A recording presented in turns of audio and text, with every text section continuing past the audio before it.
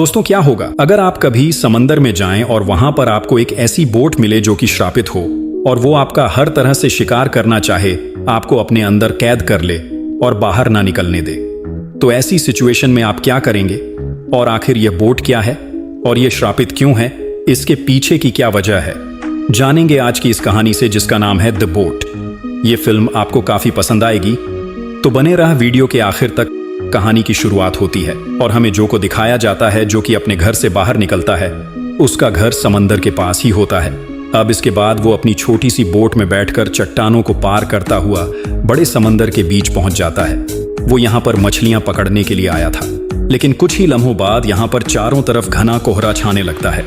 अब यहाँ पर जो को कुछ भी ठीक से दिखाई नहीं दे रहा था और तभी उसकी बोट किसी चीज से टकराती है। तभी जो देखता है कि उसकी बोट के सामने एक सेल बोट है जिससे उसकी बोट टकराई थी। इस बोट का नाम यह होता है और ग्रीक माइथोलॉजी के अनुसार यूज हवाओं को कंट्रोल करने वाला एक देवता है। जो को इस सेल बोट में कोई नहीं दिखता। वह कई बार आवाजें भी लगाता है लेकिन कोई भी बाहर नहीं आता और इसलिए जो अपनी बोट को उसी सेल बोट के साथ बांधकर उस बोट पर चला जाता है। यहाँ पर उसे एक किताब और भी बहुत सारा सामान दिखता है जो कि जरूर किसी इंसान का है, लेकिन यहाँ पर कोई इंसान नहीं था। वो इस सेल बोट के रेडियो से दूसरे लोगों से कांटेक्ट करने की कोशिश करता है, लेकिन उसका संपर्क नहीं हो पाता। जो कुछ समझ नहीं आ रहा था कि आखिर इस बोट पर जो लोग थे वो कहाँ चले गए और आखिर कोई इतनी महंगी बोट को अकेला क्यों छोड़ेगा। वो सेल बोट में चारों तरफ घूमना शुरू कर देता है और तभी वो बाहर नोटिस करता है कि जिस छोटी बोट से वो यहाँ आया था अब वो भी यहाँ से गायब थी। कोहरा और भी ज्यादा घना हो चुका था, इसलिए उसे कुछ भी नहीं दिख रहा था। वो दूरबीन से चारों तरफ देखता है लेकिन उसे उसकी बोट कहीं नजर नहीं आती और तभी उसे बोट के नीचे से एक आवाज आती है जिसे सुनकर जो डर जाता है, क्योंकि अभी कुछ ही देर पहले उसने नीचे जाकर जब चेक किया था तो वहां पर कोई भी नहीं था।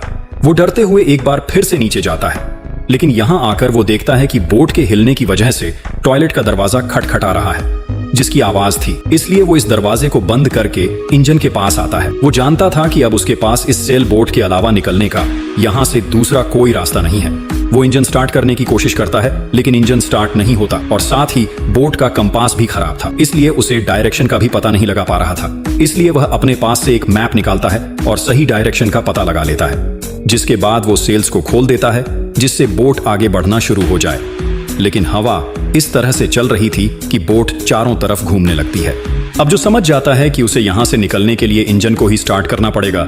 काफी देर मेहनत करने के बाद जो इस सेल बोट के इंजन को स्टार्ट कर देता है और अब बोट आगे बढ़ना शुरू हो जाती है। वो चारों तरफ दूरबीन से देखता है लेकिन दूर दूर तक कोई भी नजर नहीं आ रहा था। वो एक बार फिर से रेडियो से कांटेक्ट करने की कोशिश करता है लेकिन उसका कांटेक्ट किसी से भी नहीं हो रहा था। अब उसे पेशाब करना होता है और जैसे ही वह पेशाब के लिए खड़ा होता है सेल उससे टकराता है जिससे वह समुंदर में गिरते गिरते बच जाता है, क्योंकि अगर यह समुंदर में गिर जाता तो यह किसी कीमत पर यहाँ नहीं बच पाता। इसलिए वह फैसला करता है कि वह नीचे टॉयलेट में जाकर ही पेशाब करेगा और जब वह ऐसा करने के लिए जाता है तो दरवाजा अपने आप ही लॉक हो जाता है। वह उसे खोलने की बहुत कोशिश करता है लेकिन दरवाजा अभी भी बंद होता है और अब वो बीच समंदर में एक टॉयलेट के अंदर कैद हो चुका था। अब उसके पास बाहर निकलने का कोई रास्ता नहीं था और तभी उसे बाहर से एक आवाज आती है। यह उस रेडियो की आवाज थी। उसके रेडियो का कांटेक्ट हो चुका था लेकिन वो आंसर नहीं कर सकता था क्योंकि वो टॉयलेट में कैद था। वो बहुत कोशिश करता है लेकिन दरवाजा अभी भी नहीं खुलता और तभी उसे एक बड़े से शिप की आवाज आती है। वो टॉयलेट की विंडो से बाहर देखता है। उसके सामने एक बहुत बड़ा कार्गो शिप था। वो अपनी शर्ट निकालकर उन्हें इशारा करने की कोशिश करता है लेकिन इसका कोई फायदा नहीं होता क्योंकि शिप के डेक पर कोई भी नहीं था जो उसकी बोट को देख सके। उसकी बोट लगातार उस कार्गो शिप की तरफ बढ़ रही होती है जिससे जल्द ही वह उससे टकरा जाएगी, जो पूरी तरह से परेशान हो जाता है। और तभी उसे एक रस्सी मिलती है जिस रस्सी को वह अपनी सेल बोट से नीचे फेंकता है ताकि वह रस्सी उसकी बोट के प्रोपेलर में फंस जाए और इंजन बंद हो जाए। और होता भी ऐसा ही है। रस्सी उस प्रोपेलर में फंस जाती है लेकिन रस्सी का जो दूसरा हिस्सा होता है वो जो के गले में फंस जाता है, जो कि लगातार उसके गले को दबा रही होती है। लेकिन जो वो रस्सी गले से निकालने में कामयाब हो जाता है, रस्सी ने उसे इतनी जोर से दबाया था कि वो बेहोश हो चुका था और तभी उसकी वो सेल बोट उस कार्गो शिप से टकराती है जिससे उस बोट में धीरे धीरे पानी भरना शुरू हो जाता है। जब जो को होश आता है तो वो देखता है कि वो कार्गो शिप उसके आसपास कहीं नहीं है, यानी कि वो कार्गो शिप उससे बहुत दूर जा चुका है। और तभी उसे बोट पर किसी के कदमों की आवाज सुनाई देती है जिन्हें सुनकर वो हैरान हो जाता है क्योंकि सेल बोट इतनी बड़ी नहीं है और उसने इसे पूरा चेक भी किया था। जो को लगता है कि शायद ही उसका कोई वहम है लेकिन प्रॉब्लम अभी ये होती है कि जो कि बोट अभी भी बहुत रफ्तार से आगे बढ़ रही थी। हालांकि इंजन बंद हो चुका था, लेकिन सेल बोट की जो सेल है वो अभी भी खुली हुई है, जो किसी भी तरह से इस बोट को रोकना चाहता है। इसीलिए वो एक रोड से सेल की रस्सी को खींचकर उसे नीचे कर देता है, जिससे ये बोट रुक जाती है। लेकिन वो रस्सी टूट जाती है और एक बार फिर से सेल बोट हवा की रफ्तार से आगे बढ़ने लगती है, जो पूरी तरह से परेशान हो जाता है क्योंकि उसकी सारी कोशिशें नाकाम हो रही थी और बोट के अंदर पानी भरना भी शुरू हो जाता है। जब वो पानी को टेस्ट करता है तो उसे पता चल जाता है कि यह समंदर का पानी नहीं है।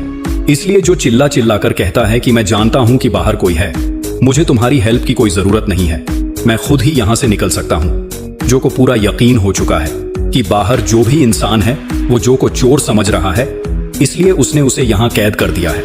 और अब टॉयलेट के नीचे जो पानी होता है वो खुद से नीचे चला जाता है। अब कई घंटे बीत जाते हैं और जो को प्यास भी लगने लगी थी और एक बार फिर से वो पानी ऊपर आता है।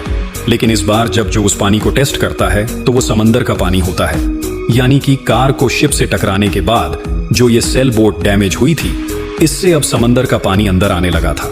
पानी का लेवल बढ़ना शुरू हो जाता है और जब जो विंडो से बाहर देखता है तो बाहर एक बहुत ही बड़ा तूफान आने वाला था और यह सेल बोट उसी तरफ आगे बढ़ रही थी। इसलिए जो उस रोड में एक ब्लेड बांधकर सेल की रस्सी काटने की कोशिश करता है, लेकिन इसका कोई फायदा नहीं होता। वो रस्सी नहीं काट पाता और उसका हाथ भी जख्मी हो जाता और अब उसकी बोट उस तूफान में फंस जाती है। पूरी रात इसी तरह से बीतते हैं और अगली सुबह जब उसकी आंख खुलती है तो वह देखता है कि टॉयलेट में बहुत ऊपर तक पानी भर चुका था, जिसका स्तर लगातार बढ़ रहा था और जल्दी ही अगर वो यहां से नहीं निकला तो वह मारा जाएगा। और इसीलिए अब इस बार जो पूरी जान लगाकर दरवाजे पर हमला करता है, जिससे वो दरवाजा खुल जाता है, वो सेल बोट के ऊपर डेक पर आ जाता है। अब जो जान चुका था कि जल्द ही ये बोट डूबने वाली है, इसलिए वो जल्दी से एक राफ्ट बनाता है, जिसे वो पानी में फेंक कर उसके ऊपर बैठ जाता है। बहुत देर इंतजार करने के बाद भी वह सेल बोट नहीं डूबती। अब वह फैसला करता है कि वह फिर से इस सेल बोट पर जाकर उसके इंजन को स्टार्ट करेगा और इसीलिए वह सबसे पहले बोट के ऊपर जाकर उन डैमेज हिस्सों को रिपेयर करता है जिनसे पानी अंदर आ रहा था। इसके बाद वो एक मोटर से जो पानी उसे सेल बोट के अंदर भरा था उसे बाहर निकालता है। फिर वो सेल को ठीक करता है और बाद में रेडियो से फिर से लोगों से कांटेक्ट करने की कोशिश करता है, लेकिन उसका कांटेक्ट नहीं हो पाता। वो जानता था कि उसे किसी भी कीमत पर इसी सेल बोट से किनारे तक जाना होगा, वरना यहीं पर भूख प्यास से मारा जाएगा। और तभी उसे अपने से कुछ दूरी पर एक बड़ा सा कार्गो शिप दिखता है। अब जो उसने राफ्ट बनाई थी वो उससे उस कार्गो शिप की तरफ जाना शुरू कर देता है, जो बहुत खुश है क्योंकि अगर एक बार वो वहां तक पहुंच गया तो उसकी जान बच जाएगी। लेकिन तभी ये बोट अपने आप स्टार्ट हो जाती है और जो की तरफ बढ़ना शुरू कर देती है। जो देखता है कि सेल बोट उसी की तरफ आ रही है, इसीलिए उसे अपनी जान बचाने के लिए राफ्ट से कूदना पड़ता है। यह सेल बोट उसकी राफ्ट के 2 टुकड़े कर देती है और यह देखकर जो बुरी तरह से डर गया था वो अब इस सेल बोट के ऊपर जाना नहीं चाहता था, क्योंकि वह जान गया था कि यह कोई आम बोट नहीं है, यह श्रापित है। यह एक रहस्यमय बोट है जिसके बारे में वह नहीं जानता। हालांकि सेल बोट के सेल ऊपर होते हैं और ना ही उसका इंजन स्टार्ट होता है, फिर भी वो चलकर इसकी तरफ आ गई थी और अब वो सेल बोट उसके आसपास ही रुक जाती है, क्योंकि वह चाहती थी कि एक बार फिर से जो उसके ऊपर आ जाए। लेकिन अब जो ऊपर नहीं जाना चाहता था वह समंदर में ही होता है। लेकिन तभी उसे एहसास होता है कि अब उसके आसपास बहुत बड़ी मछलियां आ चुकी हैं। जो को लगता है कि शायद ये शार्क्स हैं, लेकिन उसकी किस्मत अच्छी थी। ये डॉल्फिन होती हैं जो कि इंसानों की दोस्त होती हैं। अब पानी ठंडा होने की वजह से जो को बहुत ठंड लग रही थी और वो सेल बोट फिर से उसके पास आ जाती है, जैसे वो उससे ऊपर आने के लिए कह रही हो।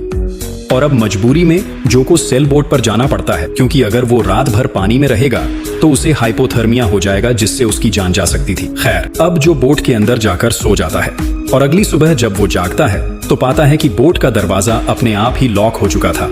इसके बाद वो फिर से टॉयलेट में जाता है, जहां पर एक कवर लगा हुआ था। वो उस कवर को खोलता है और देखता है कि यहाँ से ऊपर जाने का एक रास्ता है। अब वो उस जगह से ऊपर जाने लगता है, जहां पर उसे एक नाइफ भी मिलता है। यहाँ पर खाने का सामान भी होता है, जो समझ जाता है कि जरूर यहाँ कोई छिपा होगा। अब वो जैसे ही ऊपर पहुंचने वाला होता है, वो छोटा सा कवर अपने आप बंद हो जाता है, यानी कि जो एक बार फिर से इस छोटी सी जगह में फंस चुका था। साथ ही सेल बोट एक शहर के पास से बहुत तेजी से गुजर रही होती है, जो तेजी से चिल्लाता है कि मुझे छोड़ दो, जाने दो मुझे, मैंने तुम्हारा क्या ही बिगाड़ा है। और अगले ही पल वो सेल बोट रुक जाती है। सारे दरवाजे भी खुल जाते हैं। अब जो सेल बोट से बाहर आता है, ये देखता है कि ये एक आइलैंड पर एक टाउन के पास है, जो कि अवेंट है, वीरान है, यहाँ कोई नहीं रहता। वो यहाँ पर घूमना शुरू कर देता है।